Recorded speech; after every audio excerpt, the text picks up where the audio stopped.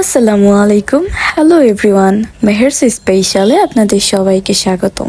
আমি last time যে ভিডিওটা আপলোড করেছিলাম, আমি আমার পরিবারের সাথে উমরার উদ্দেশ্যে রওনা করছি এবং এর পরবর্তী ভিডিওতে উমরা সম্পর্কিত সম্পূর্ণ নিয়ম কিভাবে উমরা পালন করতে হয় এর একটা ভিডিও আমি আপলোড করেছিলাম। উমরা সম্পূর্ণ করে আমরা আমাদের হোটেল রুমে চলে এসেছি আর আমাদের গাইড আমাদের রাতের খাবার নিয়ে এসছে।